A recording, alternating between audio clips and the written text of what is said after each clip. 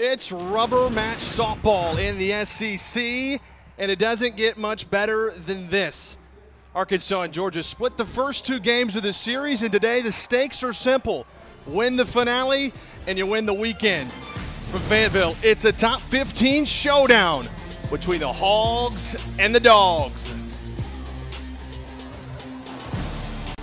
And with that, we say hello. JB Brazil alongside Sydney Parlee. Sydney, you've played in a lot of these types of games throughout your career. So what's the key in a big and very important rubber match conference game? It's being the team that doesn't try to do too much. Let the game come to you, and it's also which team is going to make the early and often adjustments. Well, for Georgia, they made the adjustments in game one against Robin Herron. But yesterday, Tiana Bell, how about a first-inning grand slam? Yeah, bases loaded, issued by walks, and Tiana Bell, look at the body roll and the excitement coming off of a grand slam. Kirsten Roos, a 2-for-4 performance, launched her 10th home run of the season. And then Bailey Lindemuth, another solo shot, her first of the season. She absolutely shined yesterday offensively. And Ella McDowell doing what she does best, a 2-for-3 day with an RBI double to cap off for Arkansas Razorbacks in the win. A lot of offensive production yesterday for both teams. We've really seen good offense this weekend. It was Georgia taking game one, though, behind a brilliant performance from Randy Rolling. She kept the Arkansas bats in check, a 7-2 win there, but Arkansas returned the favor. Were able to withstand a late rally from Georgia in the 7th inning. They take home the victory to force a winner-take-all today. And in the circuit, it'll be Robin Herron looking for some redemption. And Robin Herron looking to make a comeback. She made a response last night coming in after Peyton Burnham and getting the last out of the game. But what Georgia can expect is she's going to use that rise ball through different levels of the zone and offsetting it with her off-speed pitch if it's on today. One of the greatest things in softball. You hear the hog call in the background for Arkansas, but they'll face a leadoff hitter who might be one of the best leadoff hitters in the country. Kirsten Roos is as hot as can be right now. First pitch swinging, we're underway. Roos was all over that one, fouled it straight back. She was, and that is an example of being all over it. For Kirsten Roos, she attacks early in the count. If first pitch strike is there, she is going to come guns a-blazing swinging. It's a really nice cut from Roos. Team leading 10 home runs after her home run yesterday in game one. Pops this to center field. Reagan Johnson is there, and that is out number one. So Herron attacks Roos, and that's the game's first out. And for Robin Herron in Friday's matchup, she was just trying to be a little bit too perfect, having to place the ball when usually she stays within the margins of the strike zone. That's one thing that Coach Courtney Diefel spoke to, is she just really wasn't utilizing her spin efficiently. Able to get ahead here to the two-hole hitter, Jaden Goodwin. Talk about a career that Goodwin has had. Coach Baldwin has spoke so highly out of the two-hole hitter. And he talks about just her being so highly respected amongst the girls on the team and the coaching staff, that she really is that table setter for Georgia. And the way that she plays the game and the type of teammate that she is that model example of what Georgia softball is all about.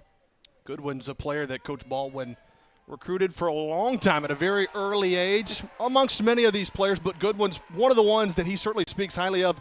She's really embraced what Georgia Bulldog softball is all about. Yes, and being recruited at 12 years old, and that's the way that softball was back in the day. It has obviously changed. But to be a great part of her life coming up, and then to be able to represent Georgia softball, she does that. Robin Herron, though, looking really good here in her second outing, I guess third outing of the weekend, second start of the weekend. She gets a big strikeout, a good one. For Robin Herron, this pitch just falling off of the table with her drop ball. And Jaden Goodwin doesn't strike out a lot. Coming in the weekend, only one strikeout so far on the season. But for Arkansas, that's the second time that they've gotten Goodwin to strike out. Sarah Gordon now stands in, and she swings and misses at the first one. And one thing about this Georgia offense is they are going to swing early in the count. They are going to try to go after first pitch strike. That's part of their aggressiveness in the box. And for Robin Herron, it's going to be critical that she just trusts her spin through the zone. So far, Herron looking really good. 0-1's fouled away, and so she's got a no-ball, two-strike count, a chance to work a 1-2-3 frame. And, Sydney, we talked about this before, but you were an aggressive hitter. You liked attacking first pitch. Georgia's certainly doing that, and Herron may be playing it to her advantage. Absolutely, and typically the rule of thumb, the best pitches that you're going to get is within that first pitch of the at-bat. 0-2's Flying to right field. In comes Wyckoff, makes the catch, and the Bulldogs go 1-2-3. Herod, a great start. The Arkansas Bats coming up after this.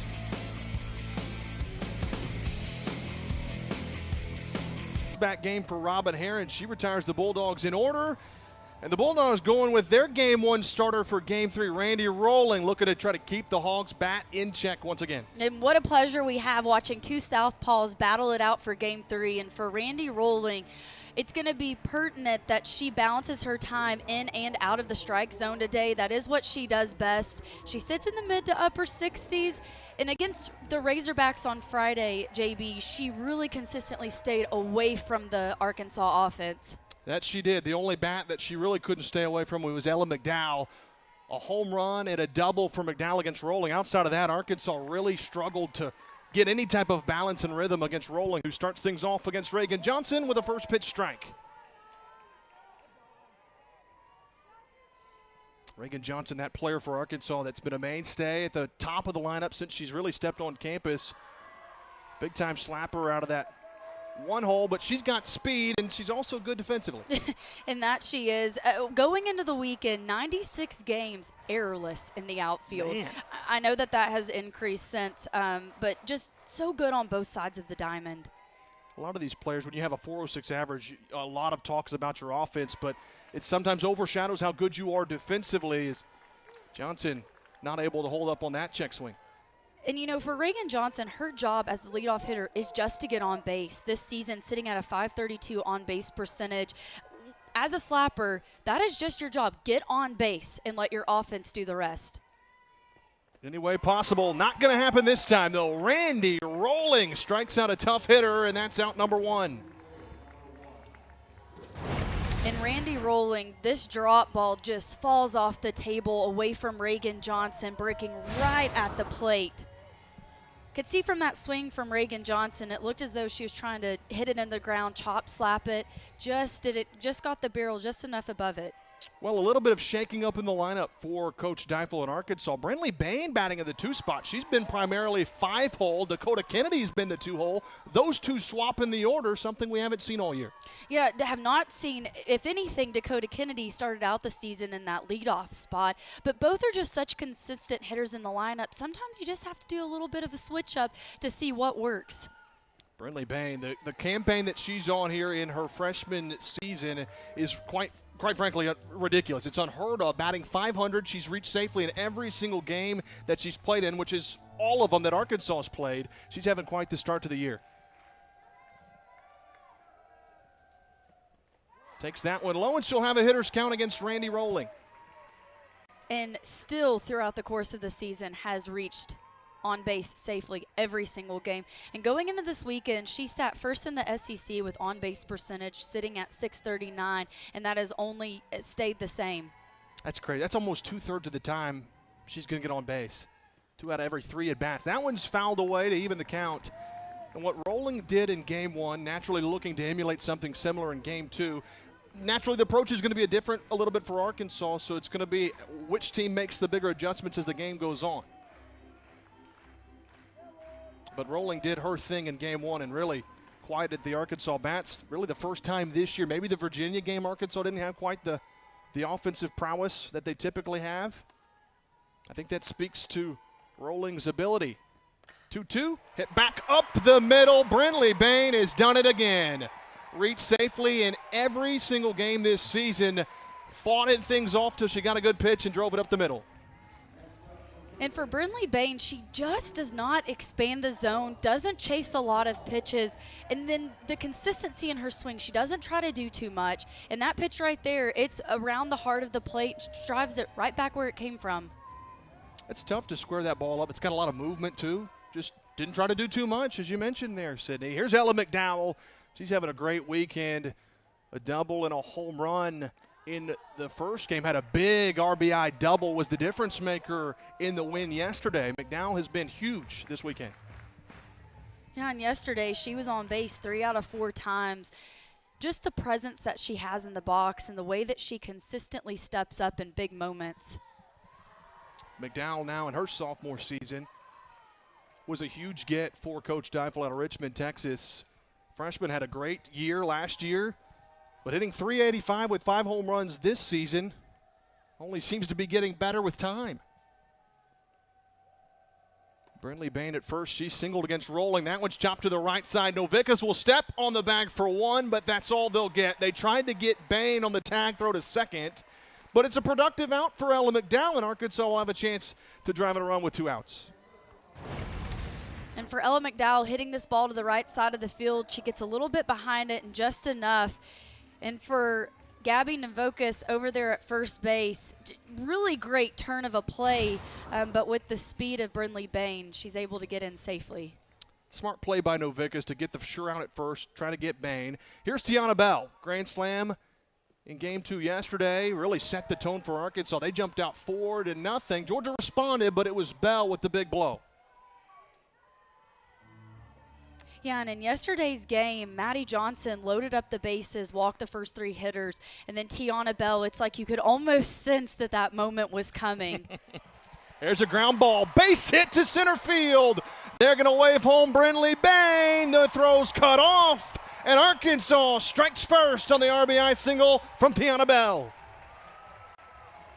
And Tiana Bell doing it again, striking first in the bottom of the first inning.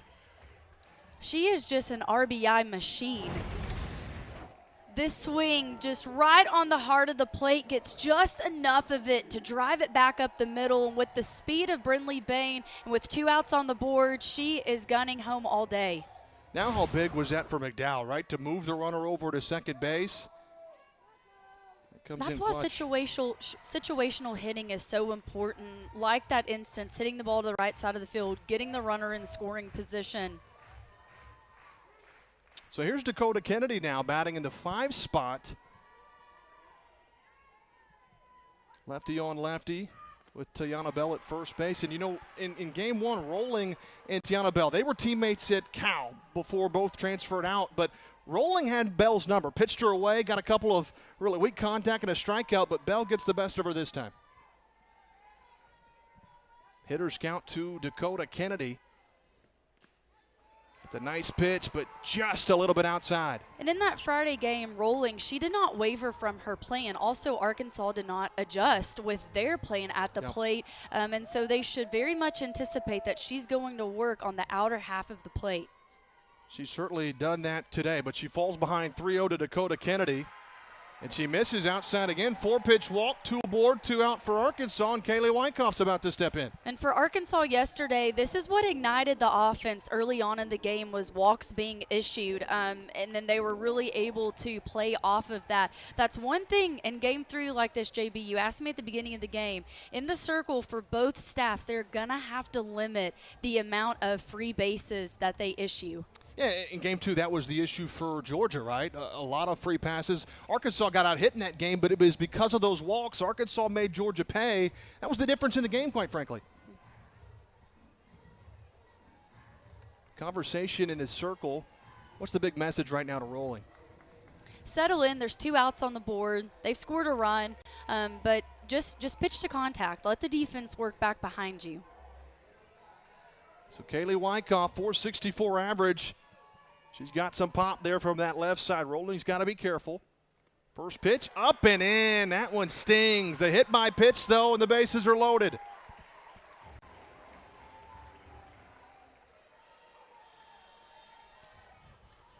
And for Kaylee Wyckoff, she was hit in the same spot yesterday. That doesn't feel too good. No, not at all. Not with the temperatures. I mean, it's still beautiful weather, but a little bit chillier than maybe you'd like. Get hit in the same spot twice never feels good, but certainly not when it's a little chilly. So a big opportunity for Carly Davison. Bases loaded, 2 gone. Her numbers speak for themselves, and another conversation with Randy Rolling. This time the coaching staff will come out and have a conversation with the infield and then the battery. And right now from Randy Rolling, I'm just getting a sense that she's pressing a little bit too much. She's trying to be too perfect. Kind of what Coach Baldwin talked about going the weekend, trying to pitch on the margins of the zone. This is a moment right here where she needs to bring it in a little bit, let the defense work back behind her. Well, she's coming off a season high of 8 strikeouts against Arkansas in game 1. I'm telling you, she pitched about as good as anyone's pitched against Arkansas this year in terms of just keeping them off balance and really not allowing Arkansas to square anything up. But she's labored a little bit here, and Arkansas is trying to get things going while the getting's good. And for Carly Davidson, going into this weekend with bases loaded, batting 1,000. So for Arkansas, this is who you want up to bat with the bases loaded. Boy, no kidding. The offensive evolution for Carly Davis. She's been a good hitter, but this year it's been almost unfathomable. Bases loaded, takes the first pitch outside from rolling, so she'll get ahead. And for Carly Davidson, not that she had a great offensive season last year, but this year has already reached her home run total. And going into this weekend, she had 23 RBIs, which is Arkansas's best. That's crazy out there near the bottom part of the lineup. Chopper to short, though. Flip to second from Digby, and Georgia gets out of the inning. But Arkansas does get a run. They strike first. It's 1-0 after 1.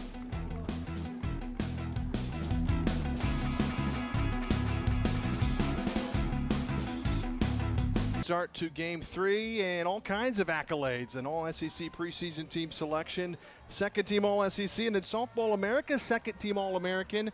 Robin Herron, really, her numbers speak for themselves. She's been so good throughout her career. She has, and just the consistency, and she's versatile. She starts, she comes in relief, tight situations. She just has had that presence with this Arkansas pitching staff. But a really interesting thing, JB, Herron and Nija Kennedy with Texas Tech are the only returning pitchers to rank top 30 nationally with fewest hits per 7 innings in each of the past 3 seasons. So we're talking Robin Herron, Nija Kennedy, best pitchers in softball. Yeah, and the longevity and consistency that they've been able to show, that's what's so incredible. It's tough to be that good consistently, and both Kennedy and Herron certainly have been that. Tyler Ellison steps in. The cleanup hitter for Georgia's had a really good weekend. She was not retired in game 1. Had a good game yesterday also. Trying to get things started for Georgia here in the second. The senior from McDonough, Georgia, takes a big hack. And what an interesting story Tyler Ellison has. She was a walk-on her freshman year, then became the most improved player Coach Tony Baldwin talked about, and then became such a consistent player within this lineup. And you just love that, staying the course. A lot of times it's easy, oh, I don't get to play, or oh, I'm not, getting to do what I anticipated or hoped for, and then making a move. But she has stayed dedicated to this Georgia program. But it's not even Tyler Ellison. There's a lot of girls on this team. That's one thing about Arkansas and Georgia is keeping girls on the program. I just think that's huge, and it speaks volumes. Well, it is. It's a testament to hard work, right, and being able to hone your craft, get better, and improve to where one day you end up getting the starting job or whatever it may be. And Ellison certainly signifies that. 2-2 from Robin Herron's fouled away again. She'll hang tough. But I think you mentioned that with Georgia Bulldogs softball. There's some similarities between these coaches, these players, this program, just the grittiness, the way that they play the game. But certainly hard work is a large part of both of these programs. I was really excited this being the first matchup for SEC play because there are so many similarities. Ring her up, Robin Herron. A little back door for the strikeout. And Robin Herron with her second K of the day. You said it, back door all the way. She is filling up the strike zone, JB. That was something in game 1. It just seemed a little bit uncomfortable trying to spot the strike zone. A big swing and a miss there from Gabby Novickas. And it wasn't that her pitches were missing by a lot, but just trying to figure out where the zone was. And by the time she tried to figure it out, I think the Georgia hitters really figured her out. She's pitching a lot more freely and loose, in my opinion, than Friday night. And she's keeping them off balance, just adjusting speeds. Something that's so impressive about Herron, too, is how she loves the big moments. She loves the clutch moments, the redemption, whatever. When it comes to those moments, she's wanting the ball, and certainly she's coming out here, and you can see the difference she's having here in Game 3. And, you know, I'll tell you, I remember her transitioning from her freshman to sophomore season and being on a call for a game. And Coach Courtney Deifel in the interview, she talked about, we're going to heavily rely upon Robin Herron. And she says she's ready. She's got confidence. She wants to carry the team on her back. She gets another strikeout. Back-to-back. That one swing and a miss. Robin Herron's dealing. She is dealing, and the velo today for Robin Herron is up there. And again, just coming back with that back door right through the zone. Such late break. It looks like it's going to stay on the outer part of the plate, and then just at the last second, it comes back inside. When you have that in your back pocket, good luck as a hitter. And how tough is that too, right? You face as a Georgia lineup Robin Herron once, did a good job of getting to her, but now you face her in game 3, and it's almost like you're facing a totally different pitcher. Sure, and she has so many pitches within her arsenal, but as a right-handed hitter, when you're getting a pitch like that, you have to make sure that you're staying inside. You're trying to swing inside out on that pitch because of the way that it's breaking. Your objective is to drive it to right field. Obviously easier said than done based off of facing a pitcher like Herron. But if you're going to have success, you're exactly right. 1-1, just a little bit outside. Might have been low also, and it's 2-1. Already got 3 strikeouts today, does Robin Herron.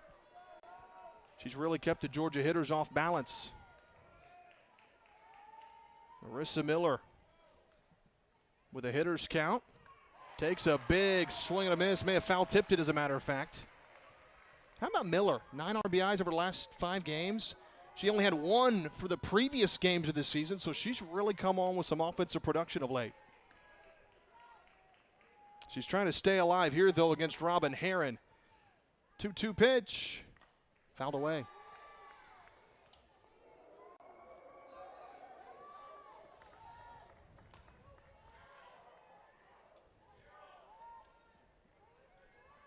Georgia's out-hit Arkansas in each of the first 2 contests. Arkansas getting the win in Game 2, a 7-6 victory to force this Game 3. Arkansas has already jumped out in front, courtesy of an RBI single by Tiana Bell. Maybe the first time this weekend Arkansas has more hits than Georgia at any given point. So a payoff pitch to Marissa Miller. Here it comes. Chopped down the third base line. That's a fair ball into the left field corner. Miller waved to second. She's in standing up. And oh boy, Georgia trying to start a 2-out rally. And for this Georgia offense, they displayed that in yesterday's game, just responding. For Marissa Miller, she gets just enough of this ball to get it past Ella McDowell at third into the corner of left field. Great piece of hitting that she gets inside of. Because that's a good pitch from Robin Herron. That's down and in. Down and in. She drove her backside, dropped her barrel on it. And, I mean, just blistered it down the third baseline. Don't know if you saw there into that replay. Robin Herron kind of threw her hands up, kind of like, hey, that was a good pitch. I mean, what are you going to do? Exactly. Sometimes you just have to tip your hat. Delaney Sullivan standing in now, moving to the 7th spot now for the 2nd straight game. Bats from that left side and takes the 0-1 downstairs in the dirt.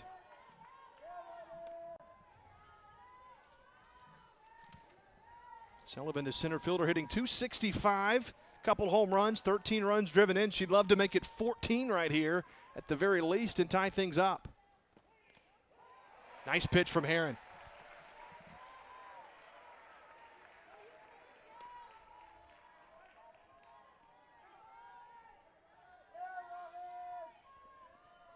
Robin Herron had retired at the first 5 hitters of the game before Miller doubled down the left field line. 1-2, swing and a miss. Robin Herron strikes out the side. For Robin Herron, 3 Ks, no problem. Just blasting it, rise ball low in the zone.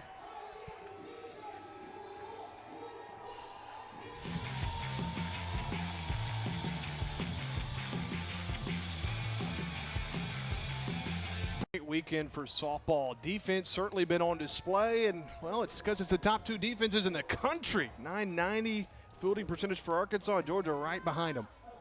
And these 2 defenses hardly make an error. And one thing that Coach Courtney Deifel, we specifically talked with her about defense going into the weekend, and she talked about embracing the fundamentals.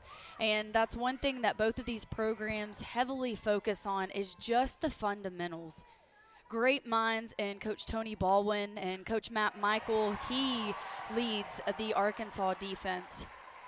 Well, leading things off, speaking of leading, a base hit to left field for Rijo to start things off in the bottom of the second. But yeah, you're right, the fundamentals. I mean, that's something you don't think about, right? When teams are so crisp and there really doesn't seem to be any give in any part of their team, defense, offense, fielding, whatever it is, it's because of the fundamentals that they work on, right? And the specifics that Coach Deifel looks into and the whole staff, it's quite remarkable. It is. And Coach Matt Michael, he heads the defense for Arkansas softball and is so dedicated to the numbers and the preparation going into each weekend of the teams being played. You'll notice Arkansas, they shift a lot defensively, and it's just because he's a wizard when it comes to crunching all of the numbers and knowing, what's to be anticipated based on which pitcher is throwing and the type of offense being faced. I would love to I played for him, so I understand it. But, yeah, I mean, he leads NCAA softball from a defensive standpoint, and this season he's coaching third base as well. Laying down a bunch, Reagan Johnson. Uh-oh, collision between Rolling and Lindemuth. And that's a single for Reagan Johnson, first and second Hogs. And for Reagan Johnson, just creating chaos, and that's what she does best, utilizing her speed and putting the ball on the ground. Perfectly placed bunt on an inside pitch. She gets her barrel around it just enough, especially with Randy Rolling being a left-handed pitcher. Very smart decision by Reagan Johnson. That's expertly placed, too. Now brings in Brindley Bain, a chance to do damage for Arkansas. Already up 1-0. Brindley Bain singled her first time up against Rolling. 5'10" average for the freshman. Are you kidding me?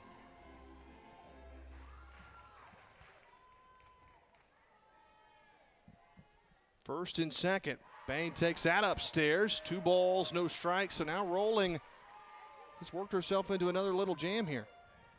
And we talked about before the broadcast just how much the game of softball has evolved. Seeing programs bring in freshmen that are highly recruited and then stepping in and just having an immediate impact. I think it speaks volumes to how hard girls work nowadays, but also the way that the game has evolved. That's a good point. And you see the freshmen contribute as well as they do, too. I mean, and you're getting those players. They're coming in. They're earning starting jobs. And in some cases, and Brindley Bain being one of them, leading the team in a handful of offensive categories. The game has grown. Players, I think you're having more players that are better, so more to choose from. 3-0 taking, strike at the knees. And, used to, and I don't want to speak like this broadly, but it was kind of an anomaly for a freshman to step in and have an immediate impact and truly be that true freshman. It takes a little bit, especially playing at the next level. The pace of play picks up, but more and more we are seeing girls step in and having immediate impacts on programs. Great take from Brindley Bain. She walks. We talked about this before the game. If we didn't do any prep, and this is our first time seeing Arkansas, we knew nothing. If you look at Brindley Bain and the numbers and the things she's done, you'd think she's a junior or senior just by the way she carries herself. But she's a freshman, true freshman. Her body language, the confidence that she exudes, and just the poise that she has, I could not agree more with you, JB. And to talk about yesterday, just to see how good she sees ball to strike, she walked 3 times in the game yesterday. And now again today. Well, that's going to do it for Georgia's Randy Rolling. The Hogs chase the starter. We'll tell you about the new pitcher when we come back.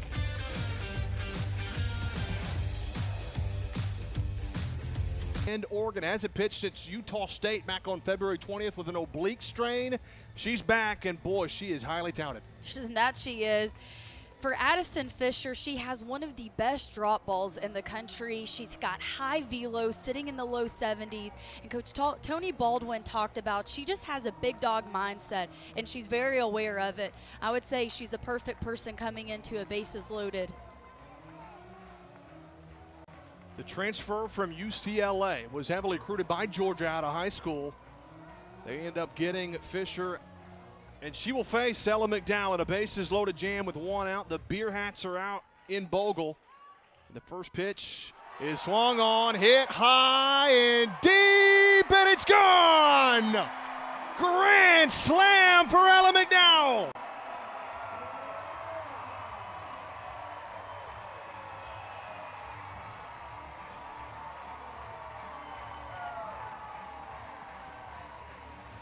Two grand slams in a weekend. You can't make it up. Ella McDowell just doing what she does best, finding a way to drive runs in, but this time in a huge fashion.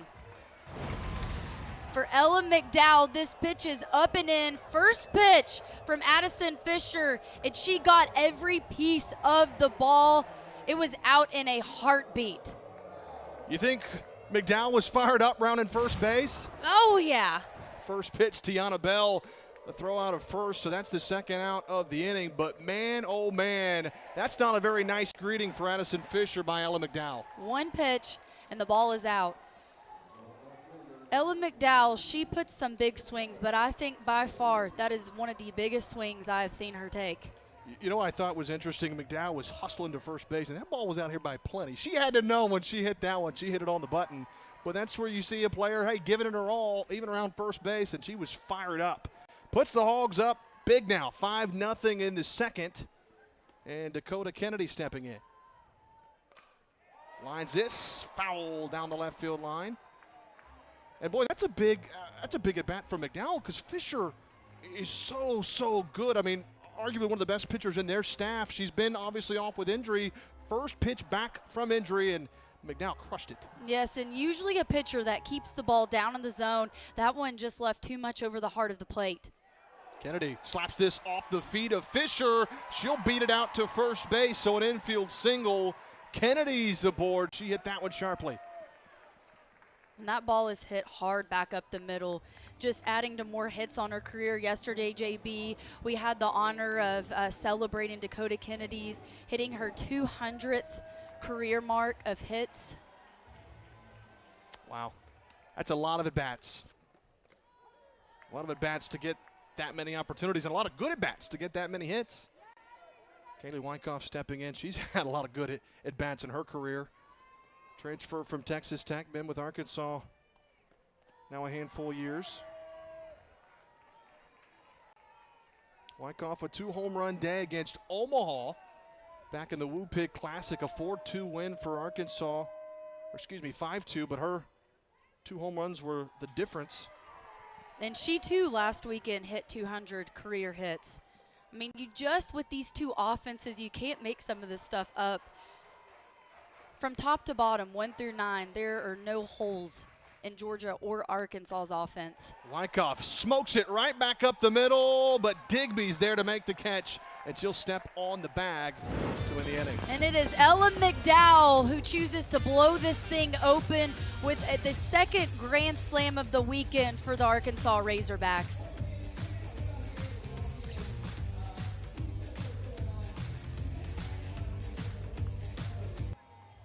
5-0 Arkansas in the top of the third inning.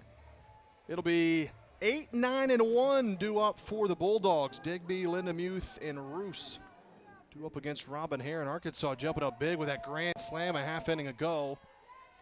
Bulldogs looking to try to respond. They've done that all weekend. They fell behind 4-0 before they returned 4 of their own in the game yesterday.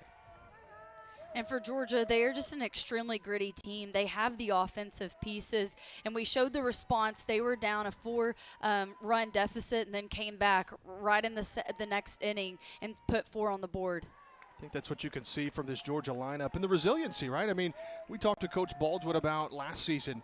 They had 6 rubber match games in conference play, and they went 0-6. But he said the response for his team, every time out on Tuesday when practice came around, they were optimistic, energetic, ready to get going. I think that speaks so much to this program and what Coach Baldwin's building. Absolutely, and the culture, already such a great culture, and then him taking over as head coach just a few years ago. He talked about the culture that they have. They've got a great locker room. The girls, they gel really well together, are constantly upbeat, and we can even see it right now, JB. They're down 5 runs, and they're in the dugout still cheering. And right, it speaks volume to the coaching staff and the type of culture that Georgia has. Emily Digby with a 3-ball, 1-strike count. Takes a big swing and a miss from Robin Heron. Went outer half. Digby was trying to go with the pitch, but now the count's full.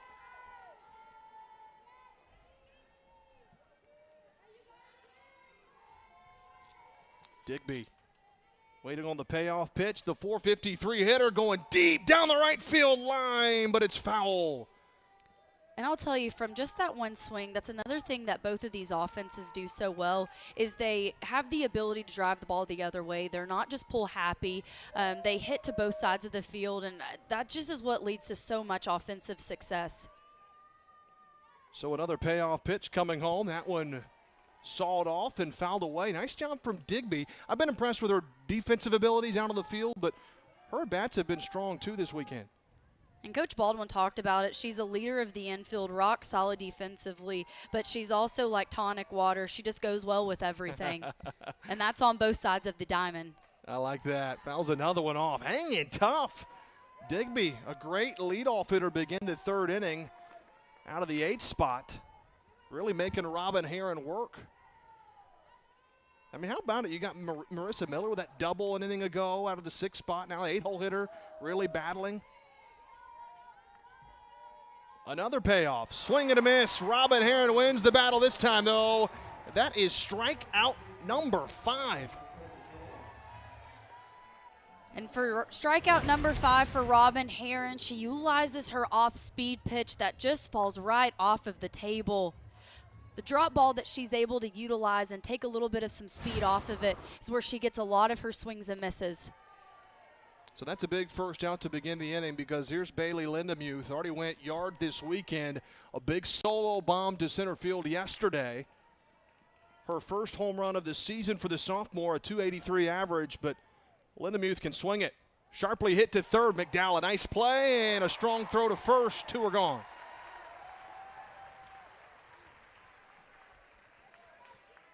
Right on cue. She hit it on the button. And that she did. Ella McDowell just perfectly placed defensively, and another reason why she's the number 10 third baseman in the country, because she has range. Here's Kirsten Roos. Top of the lineup, leads the team with 10 home runs.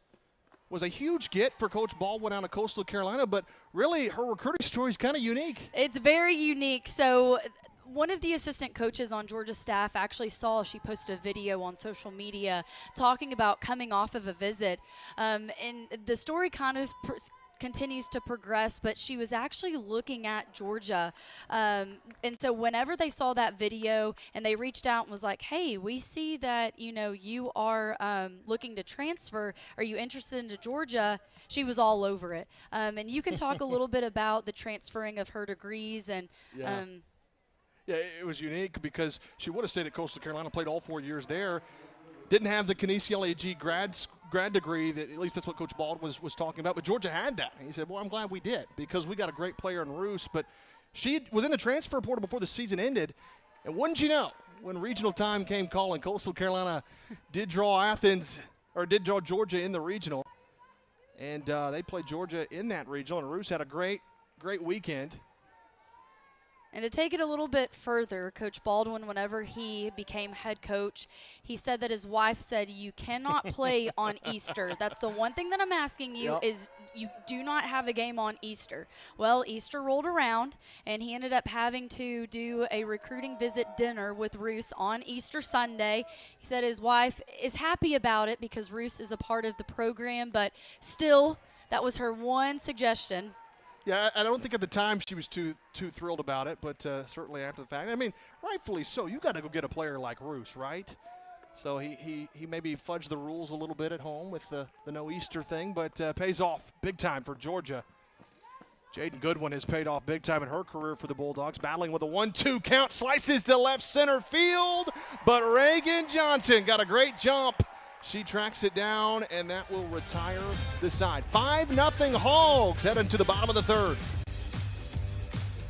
To Bogle Park, JB Brazil alongside Sydney Parlee. Glad you're with us for this rubber match Sunday in conference play. Georgia's got work to do. Arkansas's bats looking to improve after jumping out 5-0.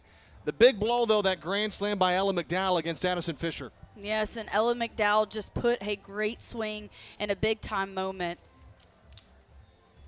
And for Addison Fisher, you know, Coach Tony Baldwin talked about it. They really have been fighting the intangibles with so many injuries, and was really actually hopeful that he would get his pitching staff back healthy for the Mississippi State series. But this weekend, we've really seen them pitch by committee.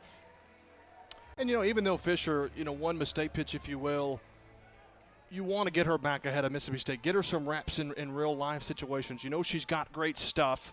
She'll face Carly Davison to lead things off. Coach speaks highly of her. I think you mentioned he thinks she's got the best drop ball in the country.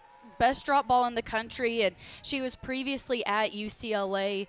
She was actually, during the recruiting process, supposed to go to Athens the week after UCLA, and then ended up committing almost essentially to UCLA on the spot. Spent a season with them, and Coach Baldwin talked about she just had a pit in her stomach and wanted a change of scenery, be somewhere else outside of Los Angeles. And, you know, them contacting her, she absolutely wanted to come to Athens.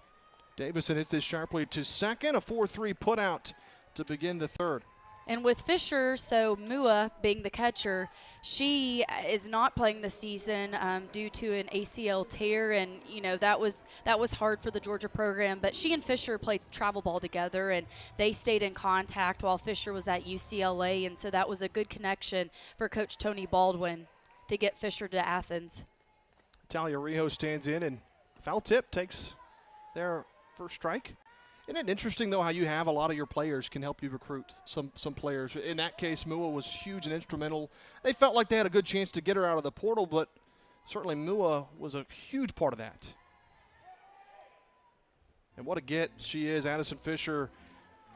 You played a program like UCLA, naturally all kinds of accolades there, but then Georgia, in their own right, has made some marks. 5 Women's College World Series appearances, 3 under Baldwin at his time on staff at Georgia.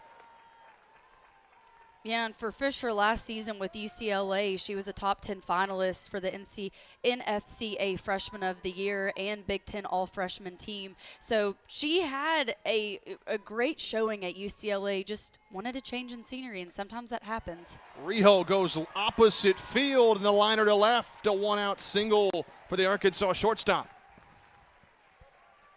And I know I just said it an inning ago, JB, but truly with these offenses, for Rijo, I mean, that's just 2 at-bats, 2 singles to the left side of the field and just driving the ball the opposite way. That's textbook approach offensively for Rijo, going opposite field, going with the pitch. Here's Kennedy Miller. She hit a deep fly to right field her first time up. Takes a strike here in her second at-bat. Miller, a 304 hitter coming into the weekend, or coming into today's game, I should say. 13th start of the year.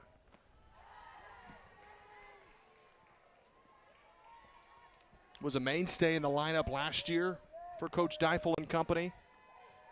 But with the arrival of Brenley Bain, you ran into the problem, and not just Bain, other players too, of how you're going to squeeze everyone in the lineup. That one's laced over the glove of the diving shortstop, Digby. Kennedy Miller with back-to-back singles now for the Hogs. And for this Arkansas offense, they are attacking so early in the count. If that first pitch strike shows up, they are jumping all over it. One great adjustment from game to game for this Arkansas offense made. No joke. They were able to chase Randy Rolling, who, quite frankly, didn't pitch poorly early on, just maybe ran into too many jams. They go to Addison Fisher.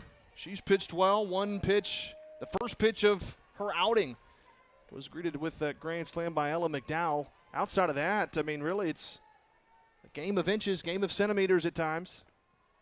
That pitch gets away. Both runners will move up now, and Arkansas is in business in the third.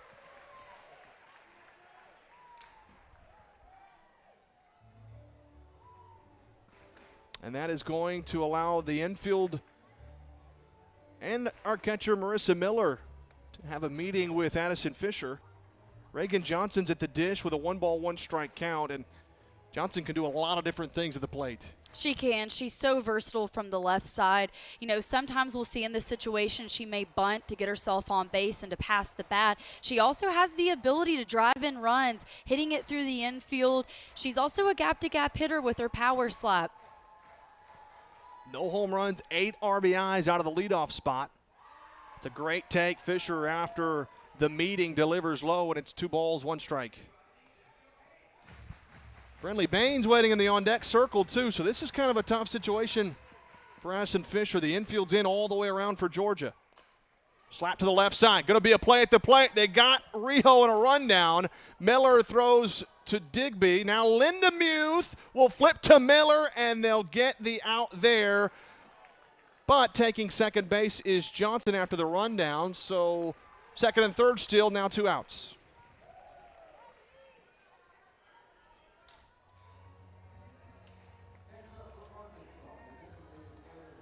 And for Italia Rio on this play, Reagan Johnson pounding it to Bailey Lindemuth, just trying to test the waters a little bit, get in a rundown, trying to create some chaos on the baseline. A lot of times you'll be in ground ball go, but in that situation with a hard hit right there in front of Lindemuth, she makes a heads-up play. That was a really nice job on those rundowns, too. I liked how Georgia, anytime you're chasing that runner and advancing right to the next base, in this case home, you throw it early. You don't leave room for error, but when you start chasing back to third, you let it get a little bit closer, and Miller applied the final tag.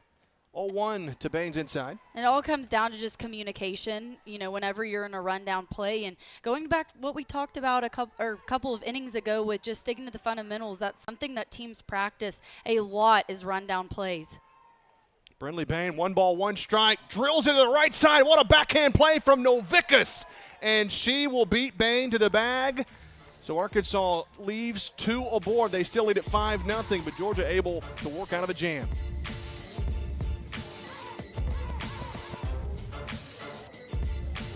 How about the game that Robin Herron is having? 5 strikeouts against the Bulldog hitters.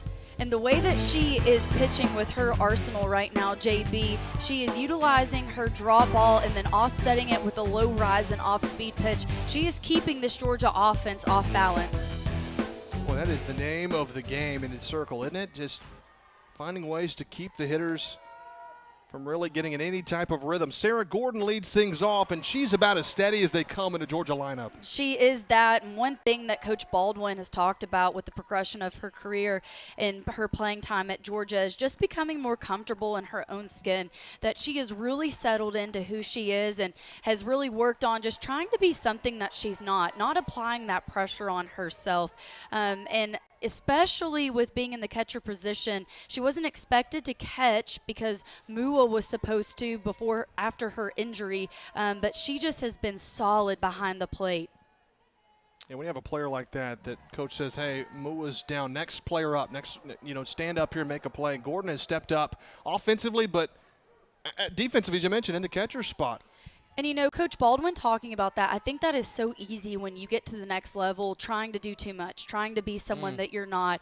But really, when you're able to, between your 2 ears, with your mentality, just hone in on what makes you successful, that is really when you shine.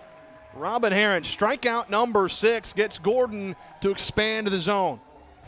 And Robin Herron utilizing her rise ball on the outer part of the plate. It has such late break. You see it right there as Sarah Gordon started her swing and the late cut action that it had up and out. Here's Tyler Ellison, cleanup hitter, having a great weekend for Georgia, one of the better hitters in the lineup. Ellison 1 for 4 yesterday, but in game 1 really shined big time at 3 for 3 with 2 runs driven in and a walk. Ellison's almost unstoppable right now. And one thing that just throughout the progression of this weekend that I've noticed about Ellison, JB, is that she sticks to her game plan but has the ability to adjust it very quickly from at bat to at bat. Got a battle from behind here. Struck out looking her first time up. 0-2 is up and away. It sails.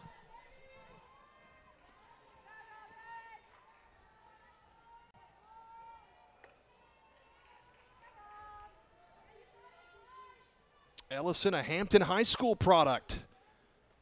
Senior pops this into shallow left field. Could be trouble. Rijo can't get there. A nice piece of hitting from Ellison and able to reach with a big-time single.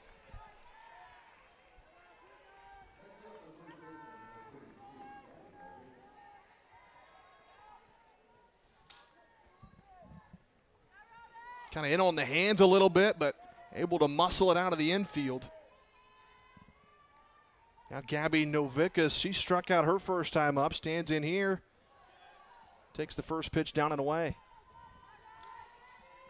And to talk about what Georgia's been dealt this season with injuries, it's given the ability for a player like Novickis. She started out mainly just being in a pinch hitting role and then worked her way more consistently into the lineup. Big swing and a miss from from Novickis to even the count. Miller is waiting in the on-deck circle. Boy, that play Novickis made on that ground ball from Brynlee Bain was huge.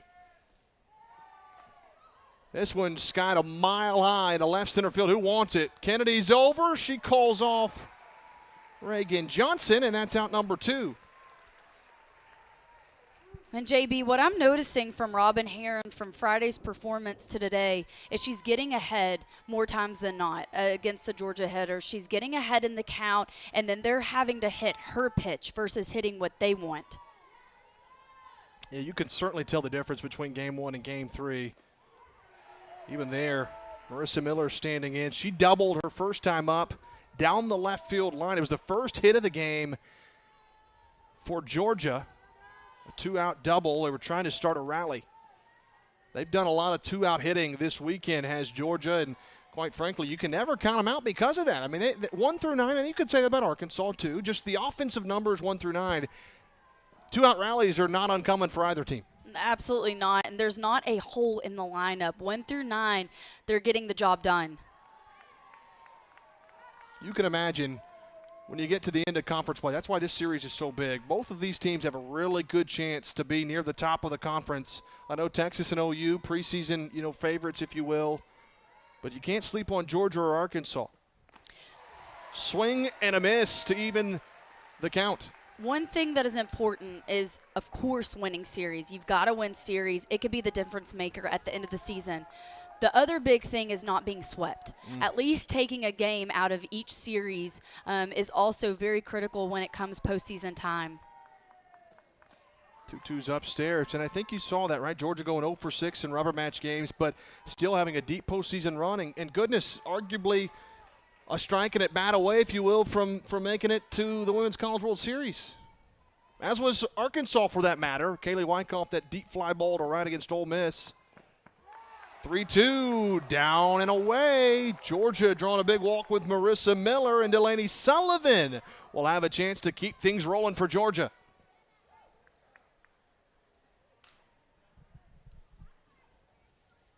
And for Miller, that is a great at-bat. One thing I'm starting to notice is the adjustment from the Georgia offense is laying off of that drop ball a little bit more as they're working through their second time through the lineup. Yeah, second time through, a lot of times you'll see hitters with different approaches, and you might see more success. In this case, Georgia, for the first time today, have more than one runner aboard. First and second, 2 gone. We'll have a runner over at first base for Georgia. Natalie Ray will run for Miller. Delaney Sullivan 0 for 1 today with a strikeout. Swings and misses of the first one.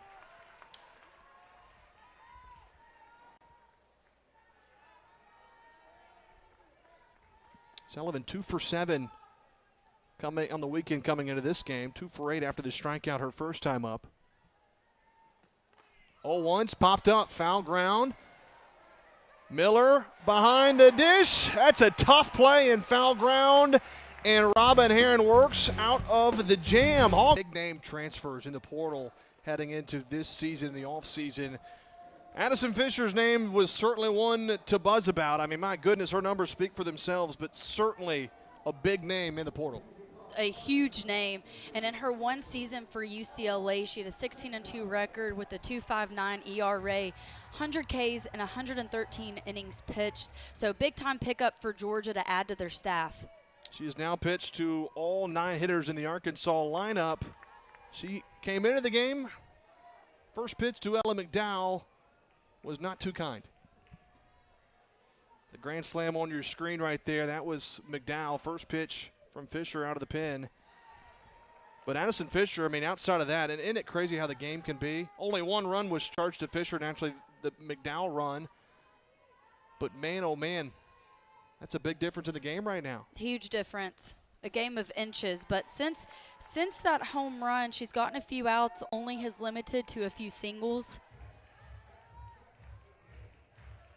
Has been able to kind of work around the Arkansas lineup a little bit. Hasn't completely just put the fire out and shut them down, but she's been able to limit some damage, and she comes back and gets McDowell the second time through. A big-time backwards K. And for Addison Fisher, that is a big response, and someone like Ella McDowell, who just previously hit a grand slam. And this is that drop ball, JB. She's able to throw it at different levels within the strike zone. This one stays about belt high. Whew, that's a filthy pitch. And that's what Coach Tony Baldwin talked about. And watching her game tapes, she just utilizes the drop ball at different planes in the zone, and it has late break. It's not that you can see it right out of the hand. Well, here are former teammates. Pitcher Addison Fisher. Excuse me, that was Rolling coming in earlier. So Fisher from UCLA, played in the same state in California. Not former teammates, my apologies. 1-1 to Bell, hit to the 6 hole, that's through. 1 out single for Tiana Bell.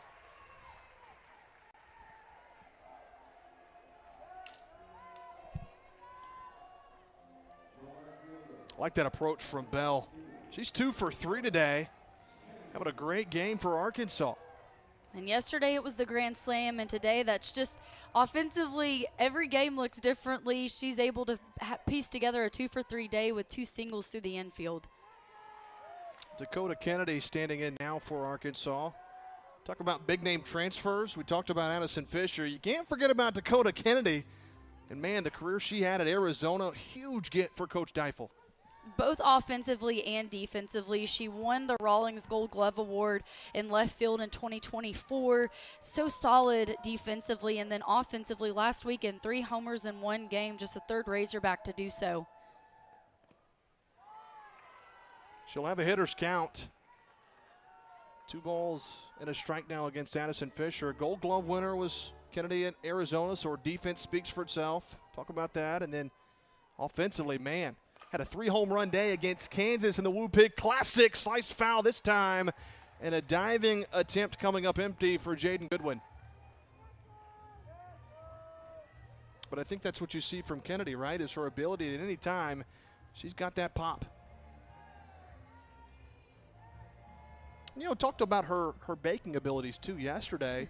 Said she makes some mean cinnamon rolls. I might have to try one of those. I would like to try one of them. Yeah, Hogs Plus did a recent episode on Dakota Kennedy, and she talked about her cinnamon rolls being the most favorite item. She also likes to bake cookies and would eventually like to start making bagels. And we talked about yesterday about her saying that, but it's always good to have balance off of the field and not just be about softball all the time, finding other areas of interest.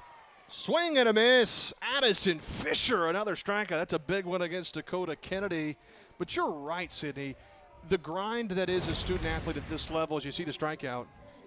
And this drop ball, she is on right now. Addison Fisher took her a minute to get going, but that drop ball is lethal. I think you're seeing what Fisher's capable of as Wyckoff fouls it away. But the grind that is a student athlete, right, to be able to balance. Say you've got to hone your craft day in and day out, but then you got to have some hobbies outside of that too. You do, and I'm a huge advocate for girls being more than just the game, having other areas of interest, because guess what? The game ends at some point, and then what is that next step of life going to look like for you? And also, too, while you're playing the sport, it's good to have other outlets away from the field, especially in the game of softball. You're playing a failure-driven sport. Which is difficult in and of itself. That was slapped to the left side, off the glove of Lindemuth and Digby. Infield single for Wyckoff going opposite way, and 2 aboard for the Hogs now.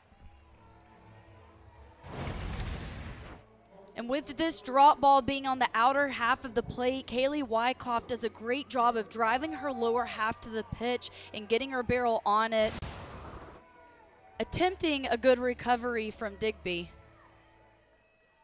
So now Arkansas again with 2 aboard, 2 outs for Carly Davison. Razorbacks have a chance to add to their 5-0 lead. They got a run in the first thanks to a RBI single from Tiana Bell, and then a crooked number in the second on the grand slam from Ella McDowell. Davison up the middle to Digby, flips to second, And Fisher works into and out of trouble, but nothing doing for Arkansas in the fourth. They still lead it, though. It's 5-0 from Bogle. Brazil, Sydney Parley, glad you're with us. Beautiful day for softball. And it's opening weekend of SEC play. What more can you ask for? All parties involved are ecstatic that it is opening weekend for SEC play. And the weather, you said it is just beautiful, especially coming off of yesterday. It was a pretty gloomy and chilly day. That it was.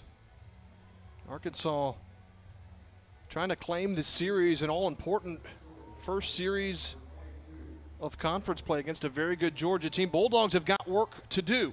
Only 9 outs with which to work now as we head into the top of the fifth. It'll be Emily Digby, Bailey Lindemuth, and then Kirsten Roos. 8-9-1 due up against Robin Herron.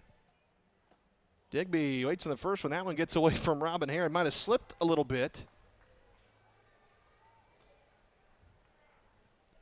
Digby struck out her first time up against Herron. But, boy, we've already talked about Digby and her numbers defensively. I mean, these two teams are so similar in so many different ways. Offensive numbers, fielding percentages, the pitching staffs. I would agree with that, JB, and I don't want to soundboard what you just said, but the pitching staffs are so similar with Robin Herron and Rolling. They have a little bit different of a makeup, but offensively with the way that they're able to produce and manufacture runs, it's the long ball, it's gap-to-gap hitting, it's speed on the base path. Very, very comparable teams. And we also had the ability to talk to both coaches before the series and the mutual respect that they have for one another. Coach Deifel talked about Coach Baldwin being one of the greatest minds in the game, and he said the same thing about Coach Deifel and is that ball's foul? Her having a lot of respect just, from coaches across the game and the game of softball. And so you love to see it for the first weekend of SEC play. Well, we asked Coach Deifel where they met, and she said, goodness, it was so long ago, I don't remember. But Coach Baldwin says it was when they were coaching. He was at UNC, and I believe he said she was an assistant at Louisville, maybe? Louisville, yes. Yeah, it was when they met. So he's got a steel trap of a memory over there. Coach Baldwin doing an excellent job. Such a great interviewer. Really enjoyed our time talking to him, and Coach Deifel both. I mean, such staples for softball at the national level. What they've done for the sport is so incredible. Digby draws the walk there. Leadoff base runner for Georgia. That's what the doctor ordered. And Bailey Lindemuth, who's having a great weekend, already a home run. But it looks like we may have a conversation. Coach Deifel coming out, and they're going to. Well, the first pitch that Robin Herron threw of this inning, I saw Coach Deifel got up off of her seat a little bit, kind of looking like, are you okay? And with that pitch sequence, I'm sure the conversation's just checking to see if she's okay, or maybe even a conversation of what the umpire is seeing. They're messing with the dirt out there, too. Is it maybe the footing as she's landing and trying to release? That's what it looks like, and the field crew right down left field is starting to come out. There's the wheelbarrow. You're right. Robin Herron, certainly that very first pitch of this at-bat wasn't close. You thought it maybe slipped, but perhaps I was wrong. Maybe it's something to do out there in the circle. Loose dirt, something. So here comes the man of the hour to save the day.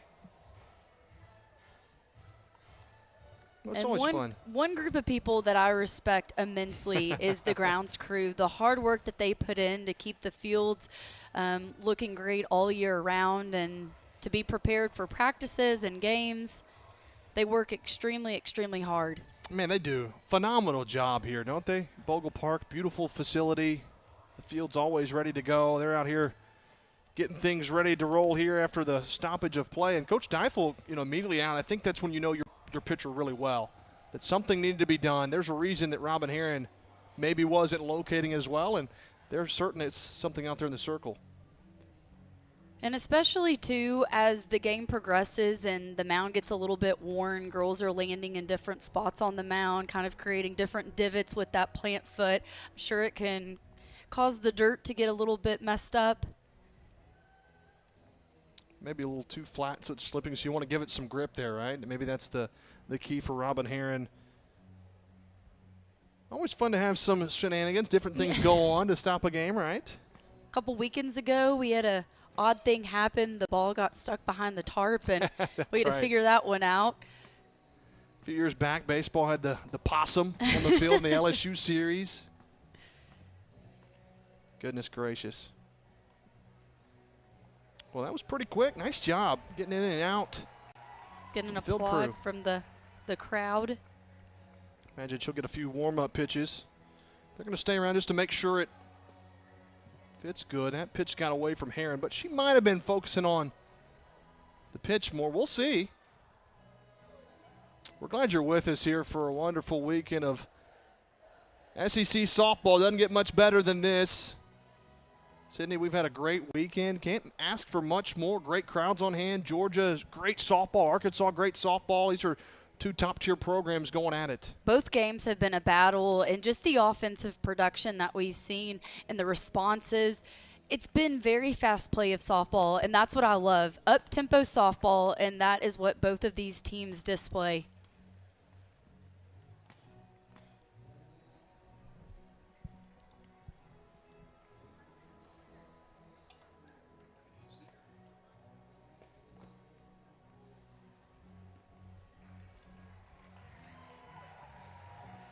Well, I think they may have it this time, Sydney. Second time's a charm. That's right.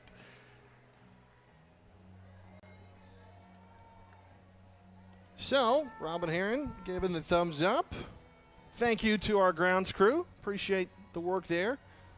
And there's a couple of things there, too. I mean, one, you don't want it to affect your pitcher in terms of location, but bigger thing's injury, right? You don't want someone to get hurt. Absolutely. For both teams, you don't want there to be an issue out on the mound to prevent injury as much as you can. So here we go. Bailey Lindemuth will stand in. She's 0 for 1 today, grounded out to third sharply. Trying to start a rally with a runner at first and nobody out. The first pitch is a strike on the outer half. So Robin Heron, she likes the field work. She feels like it's right back to where it needs to be. Starting things off with a strike. Lindemuth can't hold up on that swing, and it's 0-2.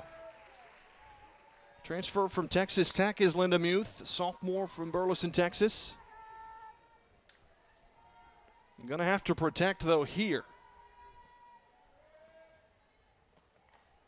Fouls it away. So now you throw that pitch up. If you're Heron, you got a lot of different directions you can go. You change that eye level of Lindemuth. Especially being in an 0-2 count. And for Robin Heron, looks like that mound is still giving her some problems.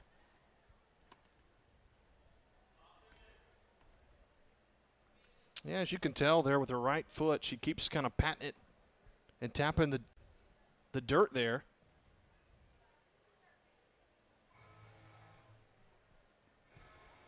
Something just doesn't feel right to Robin Heron, and if anyone's going to know, it's going to be Robin Heron. Mm-hmm. Looks like the field crew is going to be coming back out for a second round. Well, getting his money's worth now is our grounds crew. So we'll stop play for them to tend to that a little bit longer.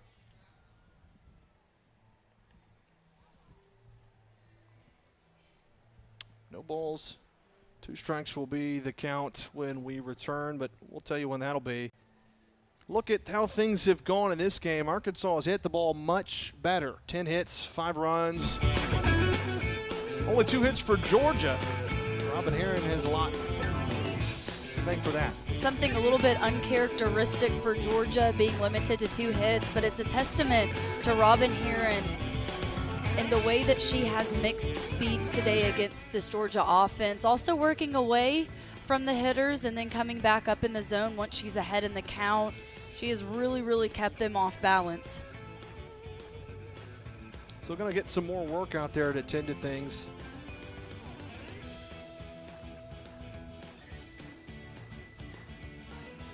Robin Heron certainly wanting to make sure everything's picture perfect before she gets back out there. And take a look out at the crowd. A good crowd on hand out in the berm area.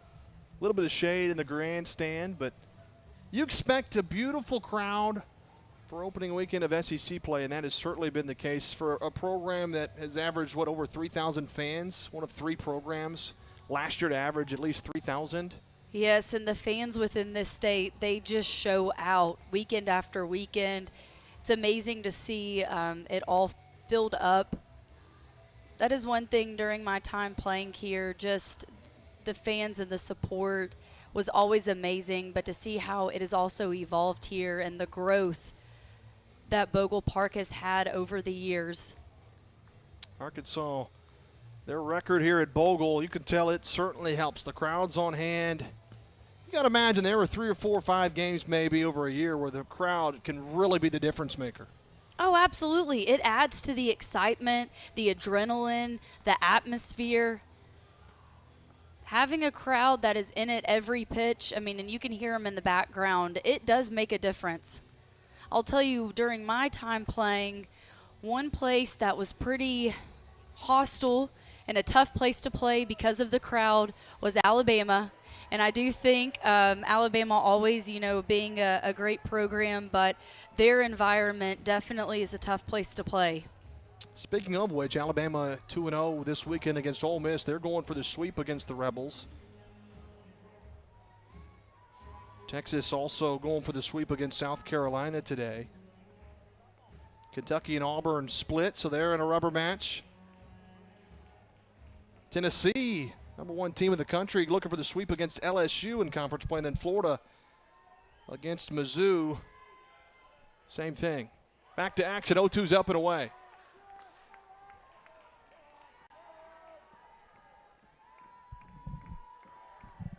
So hoping that's the last time we'll have a stoppage of play to fix the dirt there in the circle. 1-2 to Lindemuth, trying to hang tough. Fouls it opposite way. Been impressed with her out of the 9 spot, just her approach at the plate. She's a tough out, a pesky hitter. She is, and the type of hitter that also does a great job of turning the lineup over back to the top. Emily Digby's at first. She walked. 1-2, fouled away again. That's a tough one to get a hold of, that riser, and she's able to get enough. And one adjustment that Lindemuth and some of the other hitters in the Georgia lineup is started to scoot up closer to the plate. You almost see that back foot on the chalk line to take away the outer half of the plate. Another 1-2's rolled to the left side, foul on the backhand from McDowell. So we'll do it again. As a hitter, just being able to continually fight off pitches builds more confidence with every pitch. It builds more confidence. It also gives you more information on what you're being thrown and especially in what counts. And also, too, you're working up the pitch count for Robin Herron. Yeah, I think that's probably a really good point. Herron already having to get the field crew out to fix things. Coming up on 82 pitches with the next one. So you'd like to labor against a pitcher who's done really well thus far and holding Georgia to just 2 hits.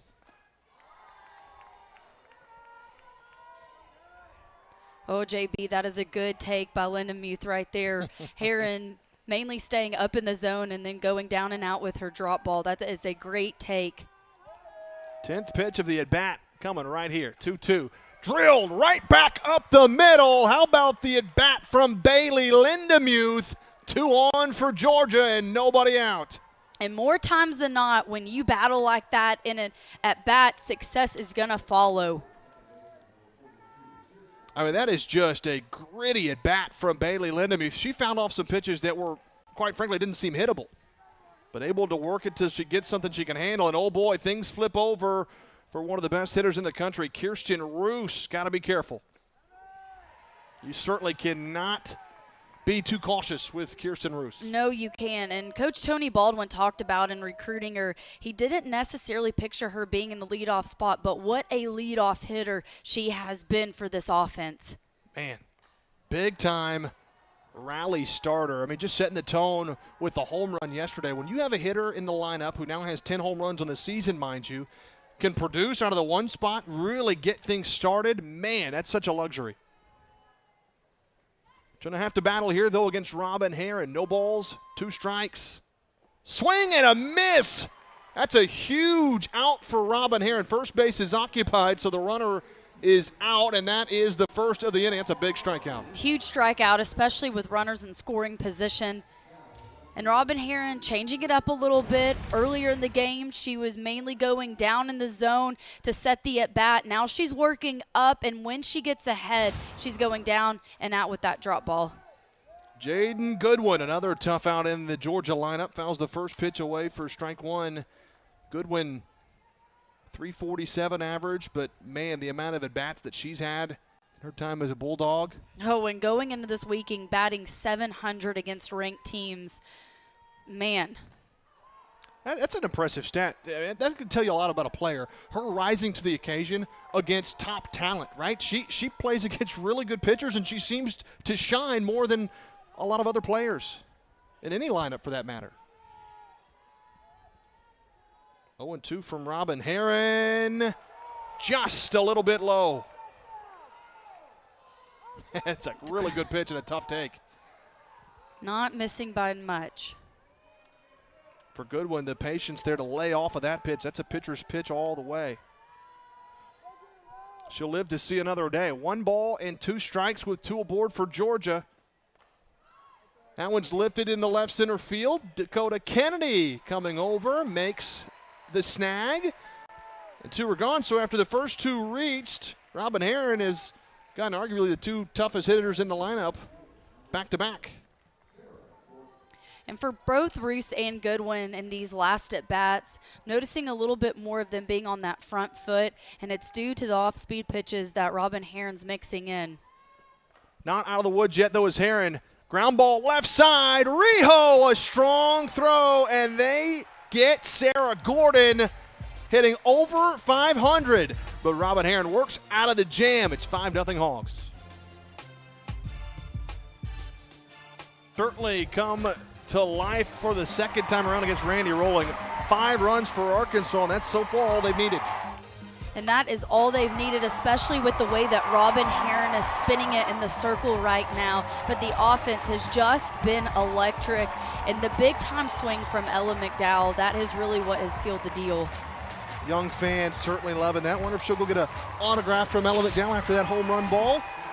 Presley Harrison, though, making her second appearance of the weekend. And, boy, she pitched lights out against Arkansas yesterday. Really gave her team a chance. And Harrison came in yesterday with some high velo, and she showed some teeth. Very gritty performance coming in relief yesterday. What Arkansas can expect from Harrison is to sit in the upper 60s, utilizing that drop ball and rise vertical combination. Natalia Rijo, who's having a great day, 2 for 2 today, as a matter of fact. Couple of singles for the Razorback shortstop. Looking to start something in the bottom of the 5th. Arkansas's up 5-0, but you just got the feeling Robin Heron has pitched great, but you might need more than that. Popped up foul ground. Digby comes out from short. What a play! Able to still corral it. Overran the ball partially. That's so difficult to make. Long way from home from her shortstop position to make the play. And for Emily Digby, this is an athletic play right here, having to deal with the sun just a little bit. Backspin on the ball over her head, and she sticks with it. For the folks at home, that's a very Not difficult. I'm about to tell you, I mean, being a middle infielder back in my day, that's a long run to still make that play. Davison drills it right side. Lots of spin on it, though, and Roos not able to corral it.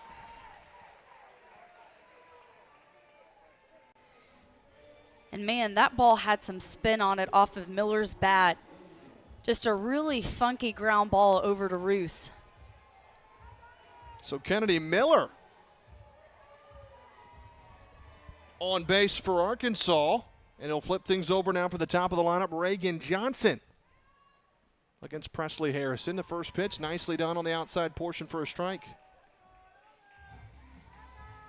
You know, we've talked about this Arkansas offense, but, man, the job that Robin Heron has done after getting roughed up a little bit, didn't quite have the stuff that she wanted in game 1. She has certainly responded today. She has responded, and that's one thing that Coach Courtney Deifel talked about in the post-game presser, is just wanting to see Robin, when she pitched again this weekend, have the response. And she said it, though, that she would be better the next time out. Certainly has been that. Reagan Johnson takes another strike, 1-2. Johnson struck out her first time up, then a single and reached on a fielder's choice her last time up. And, you know, that's the beautiful thing about this game, JB, is the sun does come up the next day. Time does move on, and you're going to get that next opportunity. And for Robin Heron, it's just in the response, and she's shown that resiliency throughout the course of her career. Well, you talked about this sport being a sport of failure, and what you mean by that is you fail more times than you succeed, right? If your success rate is 300 or better 30% of the time, then you're going to fail, and how you respond to that. I'm curious, as being a former, high athlete as yourself, playing here at Arkansas, when you have failure, what was it for you that allowed you to maybe respond the next time out? Just knowing you can't ride the highs and you can't ride the lows. If it's a 4 for 4 day, okay, it's a 4 for 4 day. It's an 0 for 4 day, okay, it's an 0 for 4 day. Just remaining stagnant, which it's easier said than done, but with your mentality, just remaining stagnant and not riding the roller coaster of emotions. I think that's so difficult to do. As Reagan Johnson foul tip into the catcher's mitt. Big time strikeout for Presley Harrison. For Presley Harrison, this ball just cutting away from Reagan Johnson, and for Marissa Miller behind the plate hanging on to it, that's a huge strikeout. Reagan Johnson, just her 10th time striking out this season. Brindley Bain, she's 1 for 2 today, walked, singled. She grounded out to first base, and I mean grounded's probably a soft word. She smoked it to first, where Novikas had to take a hit away. Would have drove in 2 runs for Arkansas. I was about to say that not only was it a great play, she limited Arkansas, putting 2 more runs on the board. Could be a 7-0 game if that ball gets through, or more. But instead, 1 ball, 1 strike. Runner at first, 2 gone in a 5-0 game, and Georgia's just trying to keep Arkansas right where they're at to try to figure out a way to claw out 5 runs against Robin Heron. I think their goal really is to try to figure out a way to get Heron out of the game, right? Chase her, hoping that some runs come with that, but you got to do that with 6 outs. Not a lot of room to work with. 1-2 to Baines, popped up on the infield. Should end the inning. Roos calls off Digby, makes the catch, and it ends the inning. It's getting late in Bogle. Georgia's running out of outs to work with.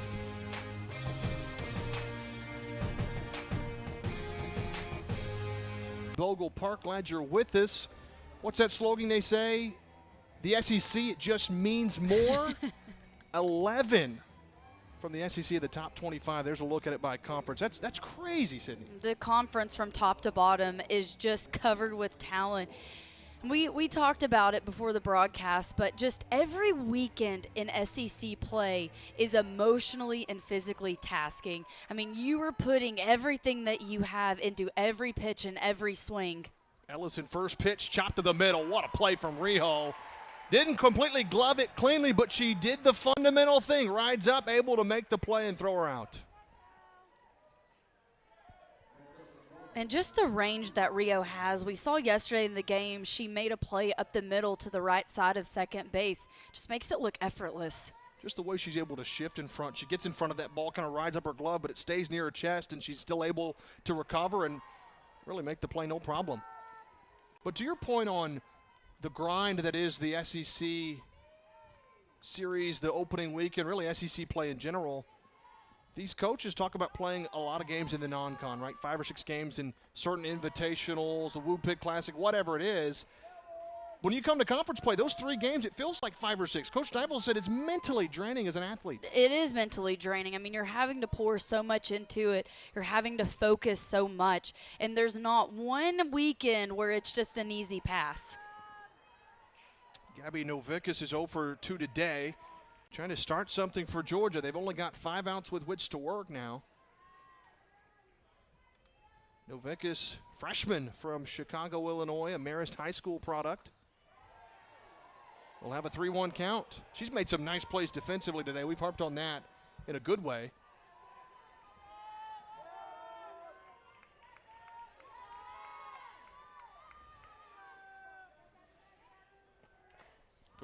Just drilled down the right field line. Long run for Wyckoff.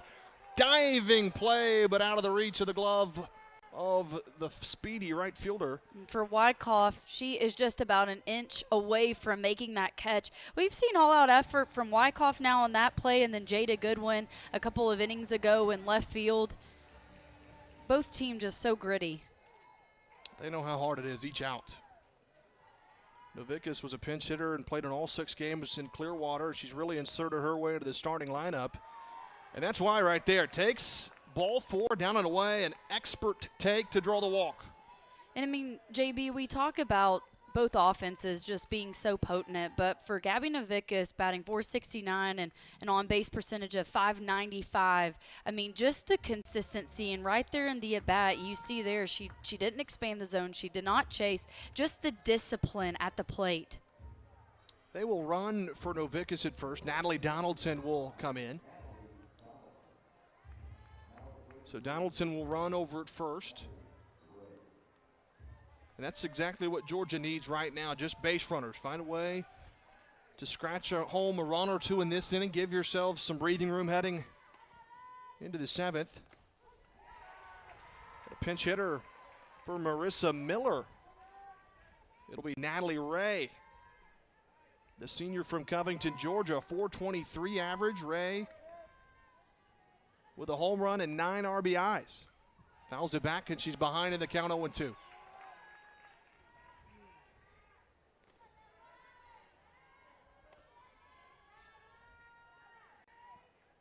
This is a big inning for Robin Heron, too. She's gone long into this game. Not very uncommon for her at all.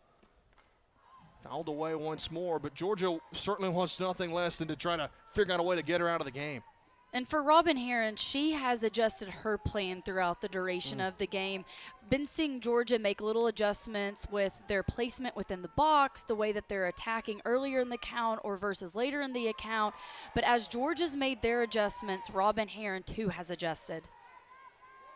That is something I think that goes unnoticed, is the adjustments that you see from both pitcher and hitter, and Heron's one of the best at doing that. Well, and it's constantly a chess match between pitcher and hitter of making adjustments, and a lot of times it's just whenever you're able to do damage whenever a mistake is made. That's a nice pitch from Robin Heron. Rings up Natalie Ray on this pitch. And strikeout number 8 for Robin Heron freezes her up looking on the off-speed pitch on the outer half of the plate. So 2 gone now. Bunt attempt laid down. It's a foul ball. Delaney Sullivan now with 2 outs in the 6th inning. Arkansas up 5-0. They'd love to keep it that way heading to the bottom of the 6th. But we know how quickly Georgia can jump on those 2-out rallies.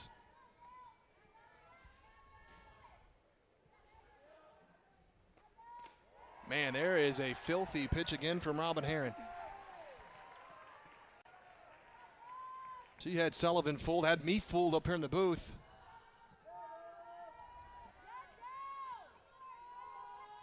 The veteran from Tampa, Florida, the 0-2, swing and a miss. 9 for Robin Heron, and it strands the runner at first. 5-0 Arkansas, looking for some insurance in the bottom of the 6th. A season that Ella McDowell is having this year, but man, the season she had last year as a freshman, 2026 All-SEC preseason team because of her performance last year, as well as 3rd-team All-American and then 2nd-team All-SEC in last year's campaign. And that sophomore, she can rake, but she's one heck of a defender too. She is, and being named the number 10 third baseman going into this weekend, just the way that she plays on both sides of the diamond, so solid. Yesterday, 2-for-3 performance. Today, a grand slam. Just having an all-out weekend. Yeah, and the approach too. It was after the meeting and the pitching change. She felt like Fisher might try to attack. She did, and McDowell was all over it. Great approach, and quite frankly, that 4 runs is huge now for Arkansas, just to give them a little bit of cushion. And just an athlete that does not have a lot of holes in her swing. Just so smooth, so consistent. She keeps it simple. McDowell will have a hitter's count to try to do some damage and add some runs here in the bottom of the 6th. McDowell, as you mentioned, though, just her swing, she's only struck out 3 times through 65 at-bats. She's got the 2nd most at-bats on the team, and she just doesn't strike out. Pops this one foul into the seating, and a Georgia fan wanting a souvenir. Instead, he'll toss it back into the dugout.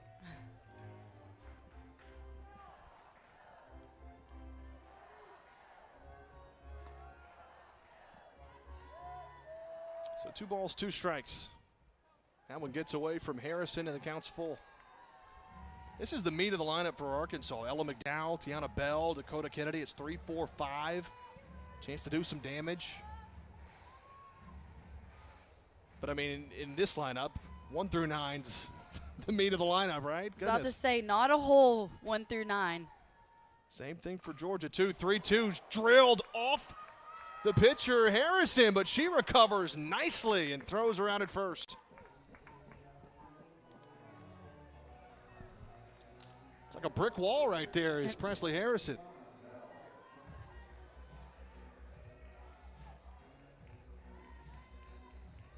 So now Tiana Bell will stand in. 2 for 3 day for Bell. RBI back in the first. She got the scoring started for Arkansas. That one's drilled to deep right center field, and it is gone. Got out of here in a hurry. Are you kidding me? Tiana Bell, and it's 6-0 Hogs.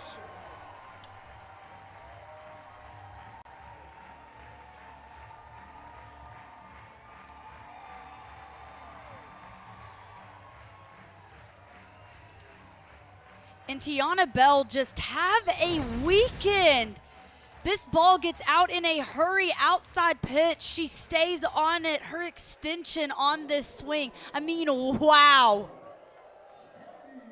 I'm going to be honest. I knew she hit it hard, but man, oh man, I'd love to know the exit velo. I thought maybe a gap shot. It just kept on a line. I would love to know the exit velo. In her swing, the way that she gets her chin and eyes down at contact and stays connected through the ball, it's a picture-perfect swing. Boy, now how big is that out of Ella McDowell for Georgia? Certainly you don't want to give up any runs, but it could be worse. Dakota Kennedy fouls that back, and it's 0-2. But man, that's what we've seen from Tiana Bell in a handful of games that we've called. Her balls, a lot of times are piped, but they're on a line. And they just carry so much. That's some real strength. Backspin line drives is the way that she swings. Kennedy takes it up and away, 1-2 now. But boy, that ball got out of here in a hurry. It did.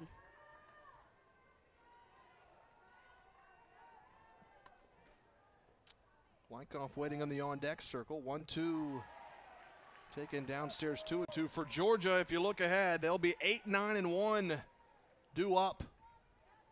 Scheduled in is Digby, Linda Muth, and then Kirsten Roos. They're going to need, obviously, more batters to come to the plate if they're going to have a chance. Kennedy skies this into shallow left field. On comes Goodwin. Camps underneath it, and that's out number 2.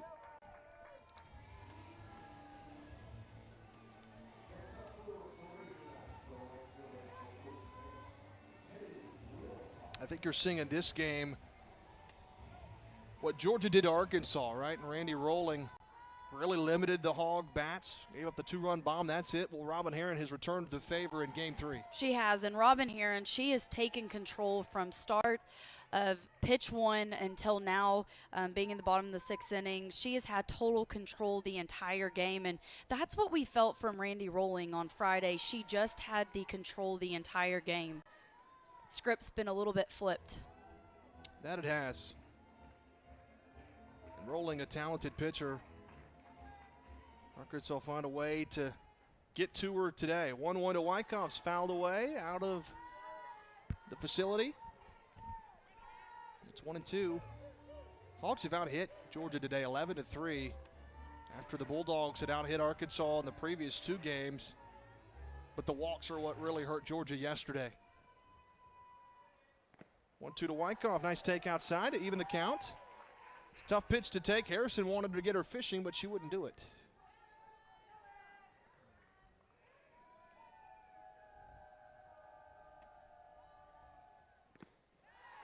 Another pitch, that one a little bit higher, but same result, and it's full.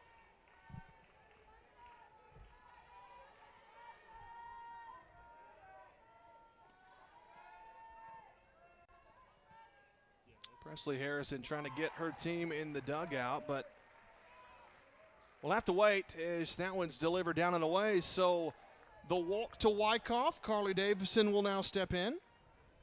And boy, how big has Carly Davison been? Just really out of that 9 spot, she's moved up in the lineup naturally batting in the 7-hole today, but the slugging, the production that she brings down in the bottom part of the lineup is crazy. Oh, I mean, it's huge. And coming into the weekend, she was the team's best with 23 RBIs. And last weekend, coming off of being recognized as the NCAA top performer of the week with a 615 average, and she has just carried that over into this weekend. No kidding. Carly Davison, a big-time player for Arkansas. They'll go with a runner at first base. Ramsey Walker will come in to run for Kaylee Wyckoff. First pitch, gets away, but not far enough for Walker to move up.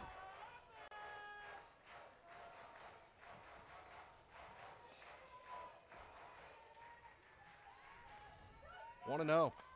Davison pops it up, right side foul ground. Novick called off by Roos, and she makes the catch to end the inning, but Arkansas adds a run on the tee shot from Tiana Bell. And Tiana Bell continuing to spice things up here at Bogle Park. Solo shot to add more run support.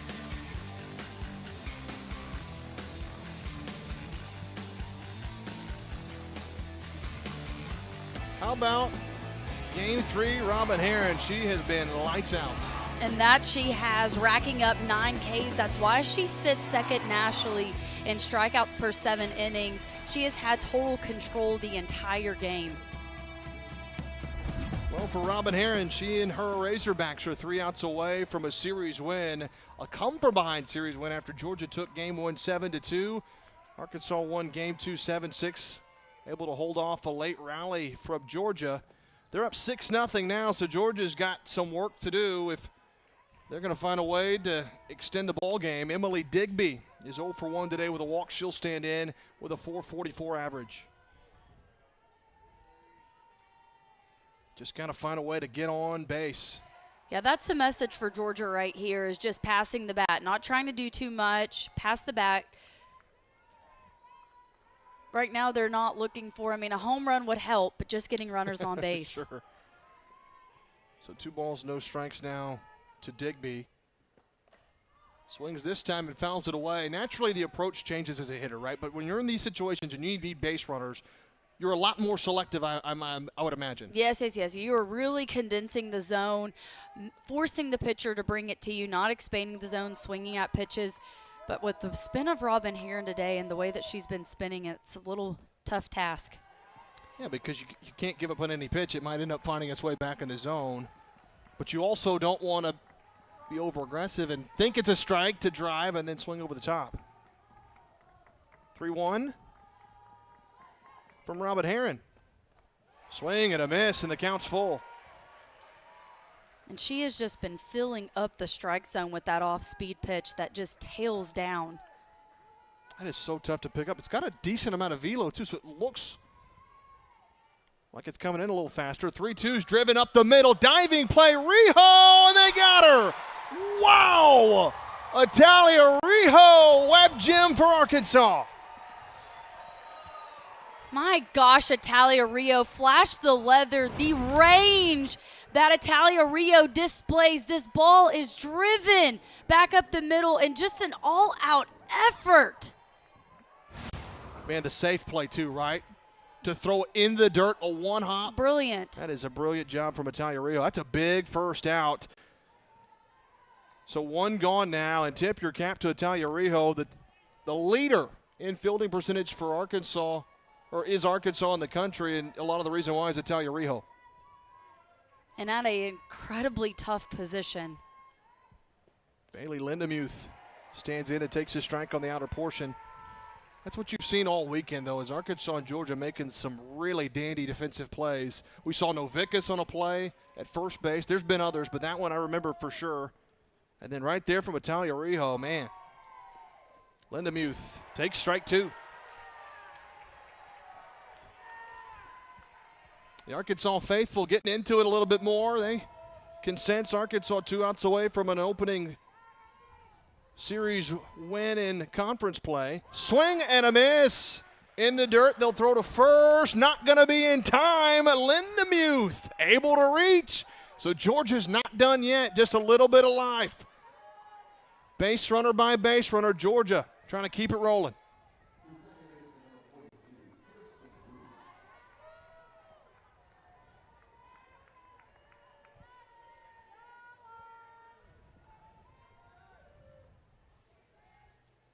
So here's Kirsten Roos. Hit a home run yesterday. She is 0 for 2 today when she was hit by a pitch. But, man, those numbers, 10 home runs, 25 RBIs out of the leadoff spot.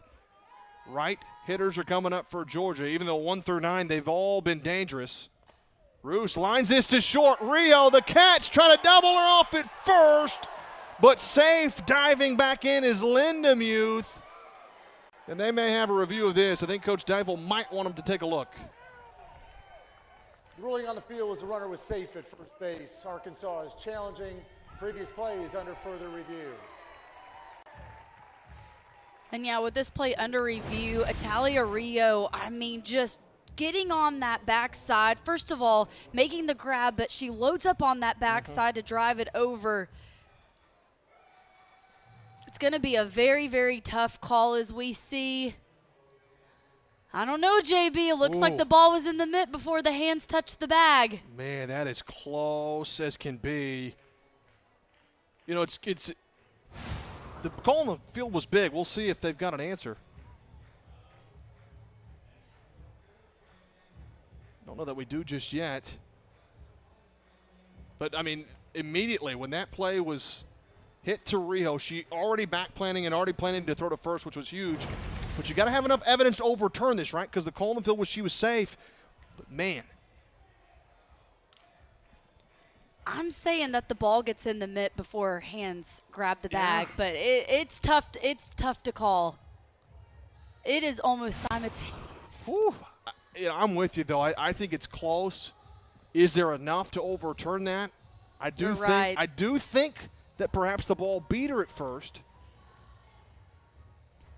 But you got to have enough evidence to say without certain. And thankfully, I'm not the one that has to make that call. For Georgia, boy, just holding on to any type of life right now. And that's what they need.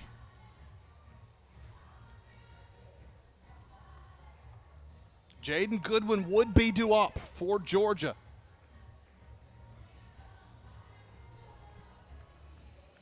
But right now, here we go. After review, the call at first base has changed. Runners out. Ball game is over. Well, there you have it. Coach Deifel goes to review, and that will end it. The double play on the line drive, and Arkansas wins the opening weekend of conference play. And 2 spectacular plays from Italia Rio. It was Robin Heron, JB, just had total control from start to finish. She spun the ball so well, and offensively, they just came out and exploded. Heron certainly dealt that likely the difference. Arkansas had enough bats to figure it out, but an opening win in the opening weekend of conference play, the Series 1 for Arkansas, that was a big performance. 2 great teams battling it out, talking about offenses with girls batting in the 400s, 500s. What a way to open up SEC play.